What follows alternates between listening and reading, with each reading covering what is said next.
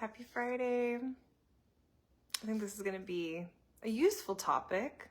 Not all of you have your own space, or maybe you share a space, or maybe you aspire to have your own space, and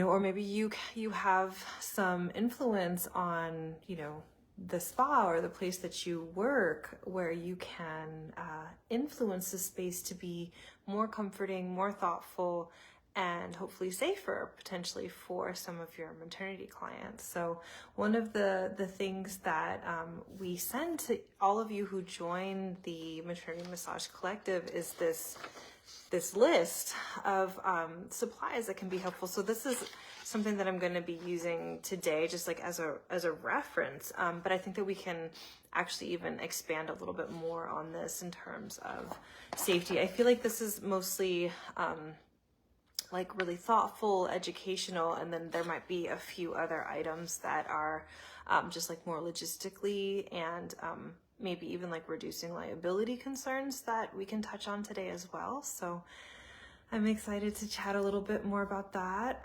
because, so much of how we show up for these clients, of course, it's our knowledge, it's our hands, it's our presence, but it can also be the environment that we create for them and the tools that we have. And there's a lot of thoughtfulness that can go into that. So I'm excited to chat a little bit more about that today. I haven't seen Pamela pop on yet, but I'm hoping she will soon. And in the meantime, if you have any questions, I can't see them on my phone, but I've been trying to have my computer nearby so that I can see chats there instead. But I'm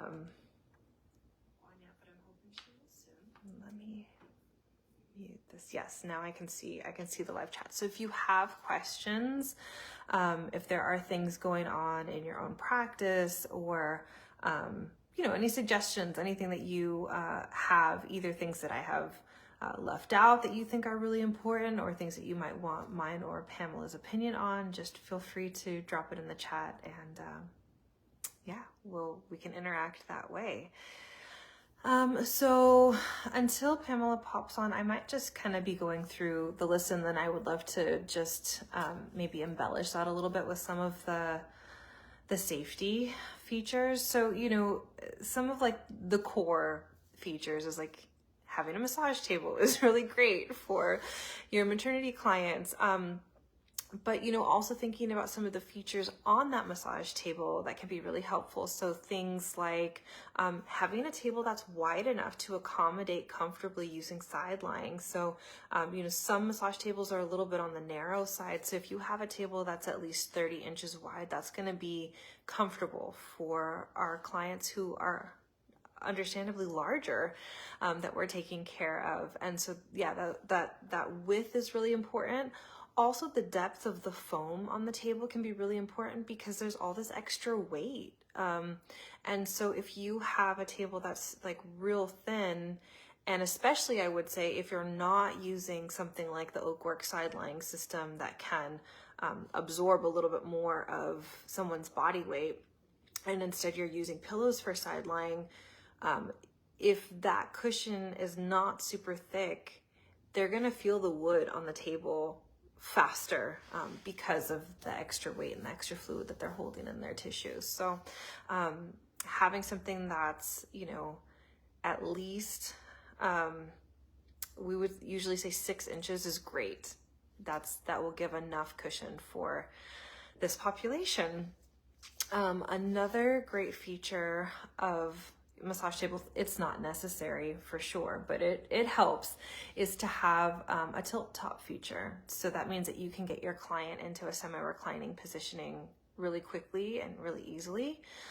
Or if you were starting them in semi-reclining and needed to get them into side lying, it's just a matter of tilting the table forward, unlocking it, and then dropping it back down flat. That's just been a game changer. There are alternatives, certainly. You can use pillows to kind of create, a semi-reclining system. You can use the Oakwork sideline positioning system. It comes with a belt, and that can go into the sides of the table, and then you wrap it around the whole system, and it gives you a lot of stability. Potentially, like if your table's not too heavy, you can also like push your table against a wall and build pillows that way so that your client can semi-recline there with no issues and feel real sturdy. That can be a good option if you are mostly doing house calls and you're not going to be carrying around a 50-pound tilt-top table, right? That's not going to be as conducive if you are a traveling massage therapist. So there's a few options there, but if this is the population that you really want to be working with and you have the ability to, invest in a table, that tilt top feature can be really, really helpful and really nice. Yeah, and then making sure, like I said, your table is wide enough, the cushioning is thick enough. I also have a table extender that goes into the face rest holes at the end of my table for my clients who are really tall, because when you're using side lying, you're losing the headpiece extra few inches, right? So if their head is just on the table and they're in side lying, sometimes our really tall clients have like an ankle or a foot hanging off, and so those table extenders that fit into those face rest holes on the foot end of the table can also be really just a nice, comforting measure for those taller clients. Let's see what else in terms of table features that can be helpful. I have medical grade vinyl covers on all of the tables, so it just makes wiping down the table really, really easy. And even though this is like extremely rare, it has actually happened once in my practice where we had a client's water open on the table. And so having that medical grade vinyl cover saved all of the electronics underneath, with the table warmer and everything. And it wasn't like a full opening of waters, but you just never know, that could happen. Again, it's very, very rare. Like I said, we've seen literally thousands of pregnant clients, and it's happened one time in like 14 years, but it's just a consideration to have. Plus, keeping everything clean, keeping your table warmer, or if you use a fleece cover from ever touching your client is really important. And they're just like a really nice investment, very easy to wipe down in between clients, and just a really thoughtful, easy sanitizing feature. So in terms of your table height, last week we talked a lot about body mechanics and how the table height might be a little bit different for side lying than what you're used to, where you really want to measure that the table is somewhere between your knuckles and your wrist. That's going to be the ideal height based on your body as the therapist. And if you are a really tall person, that might make the table too high for especially like a very pregnant client, or if they're having something like pubic symphysis discomfort, to actually be able to physically get onto your table at the right body mechanics height that it's set at. And so having a stool to help your clients get up onto that table can be really helpful. I'm definitely on the shorter side, so I haven't had to use that a whole lot, but some of the therapists on my team are quite tall. And so before we got hydraulic tables, which just happened this year, we just used stools in the rooms. And so we could help clients get onto and off of the table comfortably and safely. And when we are looking for stools for our pregnant clients, you really want something that's like nice and wide and sturdy. So not like a little teeny tiny like footstool where she has to kind of balance it herself. Like you want something like, I'm trying to think, what is that? Like at least 18 inches, 2 feet apart, something like that. And, at least a foot deep. It's something like solid that she can get both feet onto easily. And that it's not going to be, rickety or anything like that. So, and then you might have clients where you can ask if they would like you to stay to help them get safely onto and off of the table, and that might mean that, you give them a robe to put on, or you help, drape them with the sheets so that they're staying covered and modest. But they have that extra set of hands, your extra set of hands there if needed to help them safely transition either onto or off of a table. So that usually doesn't happen very often either, but it's always nice to ask, especially if you're having a client with a lot of mobility issues. I'm thinking particularly with the clients that have like severe pubic symphysis pain. That can be something that can be really helpful for them to have just a little extra support in getting positioned. So yeah, that's mostly like the table logistics. I'm trying to think if there's anything regarding house calls that I might want to say for that. I suppose, we mentioned that having not a tilt-top table for house calls is just going to be way more practical because it's so much heavier to carry around a table that has all of those mechanisms inside. It's sometimes like twice the weight, so not really worth it to do that. But then, having other things that can help you manage the weight of your table. So if you have, a case with wheels on it or some kind of a rolling mechanism to help you, that's great. And then if you have either, likely you're bringing either a various set of pillows, or if you're using the Oakwork side-lying system, you want to have something to carry that in as well. So I have used shiatsu mat bags in the past. I have used hockey equipment bags in the past. And I've also used just a simple massage table bag. And they all fit in there. It all works. And, they don't weigh much. It looks like a lot when you're coming up to somebody's house, but it doesn't weigh a whole lot. So, that can be really helpful to have all that. I also like to, for house calls, bring like a dirty linens bag, and what else is really nice for house calls? I like to bring, obviously like the same equipment that I have in the room, clean sheets and nice music and sanitizing things so you can wipe things down. If you have something that's like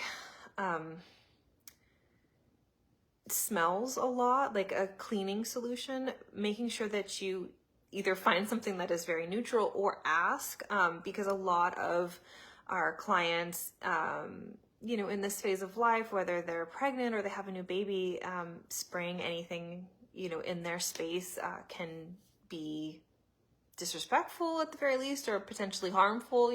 Hopefully you don't even have, solutions that are not compatible with pregnancy, but it's still nice to ask, especially if you're in somebody's space. So just keeping those things in mind. And then just going back to like tables in general, having king size pillowcases are really helpful, not only to cover the larger size bolsters, but also for the breast draping. You're just having larger bodies and breast tissue that's also larger than otherwise in other seasons of life. And so having a pillowcase that can, fully cover and, be tucked in and feel secure is another great way to help our clients feel safe and to, have equipment that really works for them. I also use oversized sheets in my practice. So I buy most of my sheets through Comfy Company, COMPHY, Comfy. And they have like a standard massage sheet and then they have an oversized massage sheet. And I want to say that the oversized massage sheet is just a few inches wider. I believe it's the same length.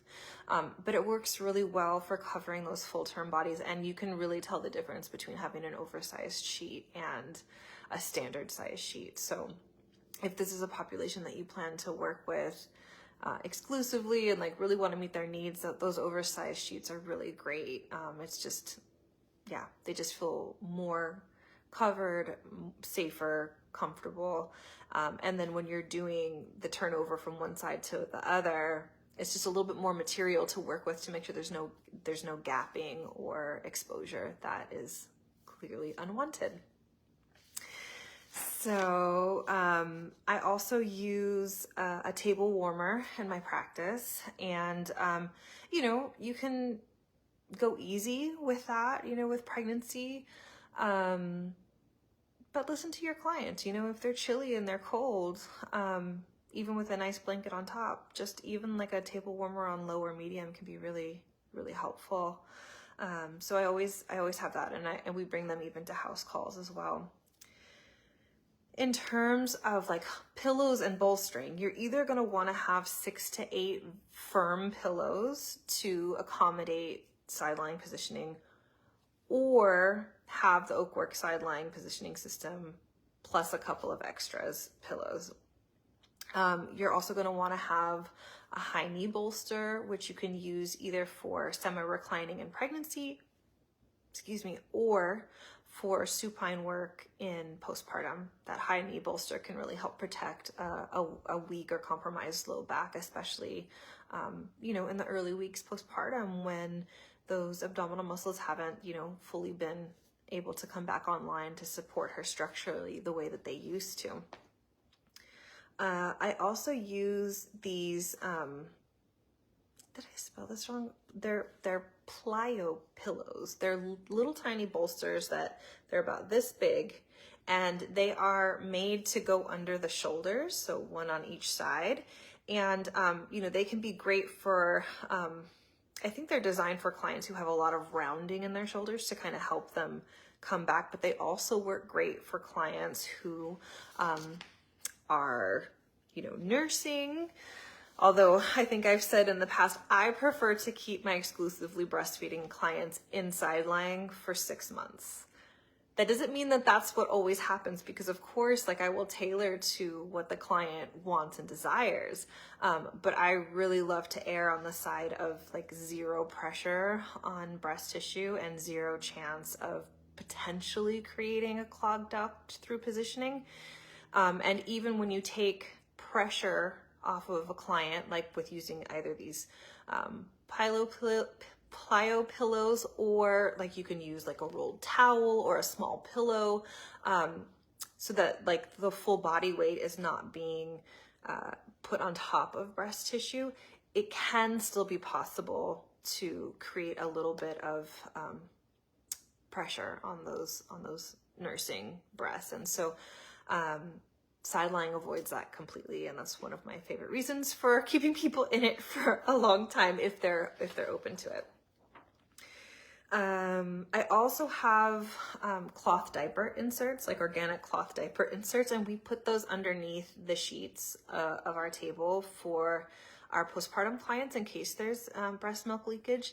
It's not super common, but it is something that I've noticed that a lot of clients can be self-conscious about, and sometimes just letting them know, like, hey, we've got these handy, you know, we've thought of that, you don't have to worry, can just be another layer of just mental safety for them to feel like you're prepared, and that, you know, they don't have to have control over, you know, this body that in many ways feels kind of brand new, that they're still kind of getting to know. So it can be just like a helpful thing to have on hand. For the environment, you know, making sure that you don't use any scented lotions or oils. I just use an organic, what do I use? Organic fractionated coconut oil. So there's none of the fattiness in it. It glides on really easily. We don't have an oil heavy practice in general because we do so much of the rhythmic deep tissue sculpting, which you do without oil. But that doesn't mean that we don't use oil. I just tend to do those sculpting techniques earlier in a session if they're warranted and wanted, and then bring in the oil in the later half of a session, unless somebody like comes in and says, like, I'm just here for Swedish and that's what I want, then no problem, we'll bring out the oil right away. But I like using something that's really clean, it's organic, you know, what goes onto the skin goes, you know, into the system, and especially at this phase in life, it can just be really thoughtful to use something that's just very, very clean. So that's our go-to. We do have a couple of other options if there are allergies or just preferences, but that's like our main go-to in my practice. We use oil holsters too, so that there's pretty much constant contact with the client, like they know where your hands are, and that can also be just a psychological comfort. We do a lot of two-hand work as well, so and that's something that if you are ever in a class with any of us, the rhythmic deep tissue work, it's often a two-handed technique where one hand is doing a deep pointed sculpt into the tissue to get it to release, while the other hand is doing a slow rocking, nurturing, just rhythmic motion. And so two hands are on the body at once, and especially for a client who usually has their eyes closed, you know, knowing where someone's two hands are, even if it's not a conscious thought, can bring another layer of, yeah, just safety to a session. So it can be quite comforting. We also, I don't use, you know, scents in the rooms. We have a bathrobe if people need to get up and use the restroom, which will happen often. You know, soothing music, calming visuals. I've pretty much moved away from having any pregnancy related visuals inside of the treatment rooms because I do so much work with fertility and bereavement, and so I keep it more like nature based. But that's certainly not to say that there's anything wrong with using that imagery. I just think that if you do have bereavement clients or fertility clients, to know that some of that imagery could be triggering to them, and to maybe just give them a little bit of a thoughtful warning before coming into the office if you have that.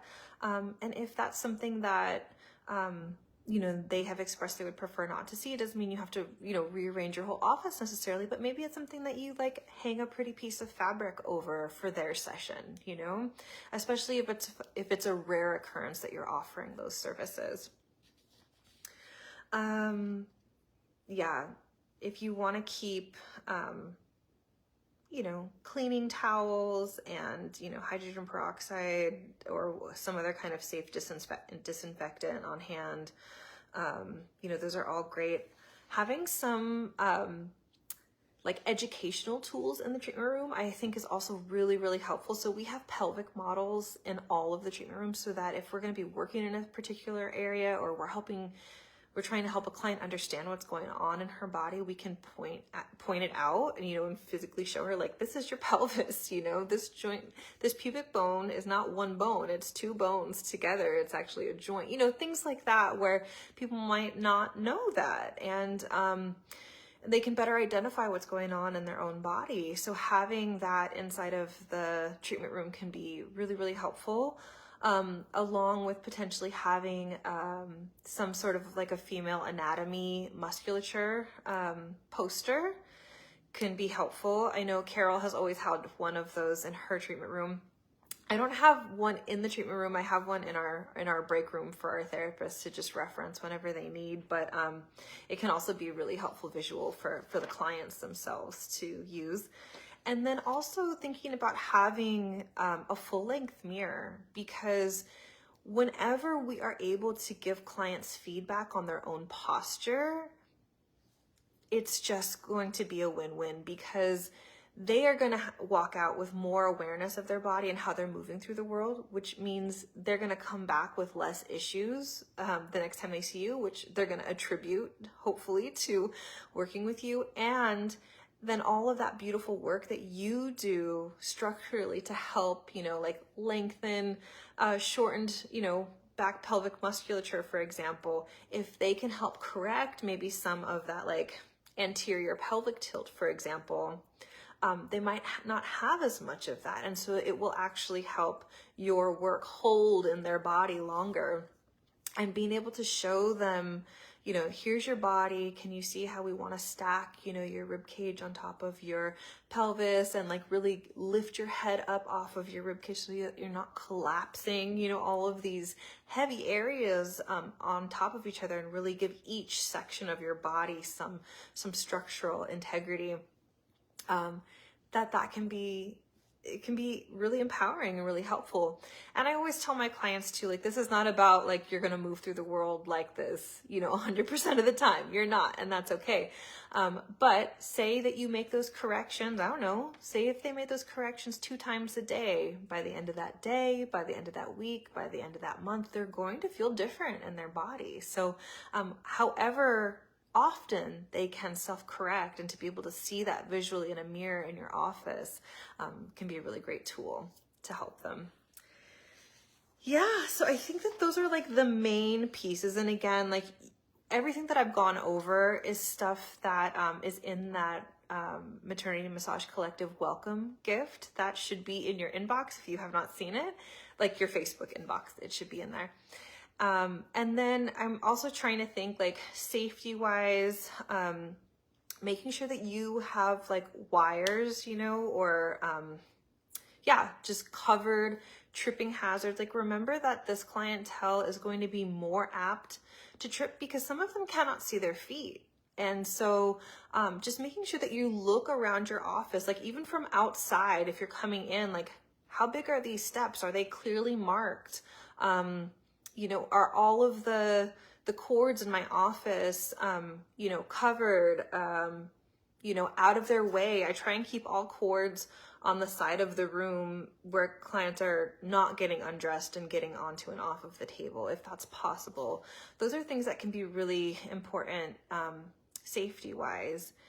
And then, there are things that you just want to keep in mind too, like if you have a cleaning service, like what kinds of products are they using? And, if there's something that is going on in the building that maybe is out of your control, like try and think of all these different lenses of letting whoever is in charge of making those decisions know that you have a specialized, and more vulnerable clientele, and to wherever possible, choose products, choose tools that are going to be as health conscious of those, precious clients and babies that we care for, are going to be, really helpful. So I've just been blabbing here, but there's the 30 minutes. I hope that this is helpful. I would love to hear if there's anything that I've forgotten that you use in your practice that can be really helpful, and just, tuning into the specialized needs of this population.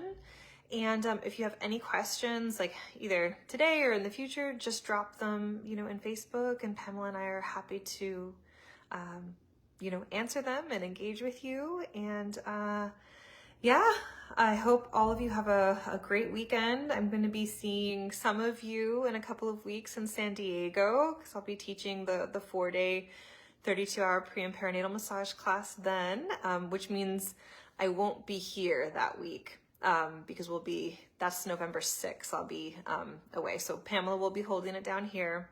I'll be back on Facebook Live next week, but then the following week I'll miss you. So until then, I hope everyone has a great weekend. Take good care and be well.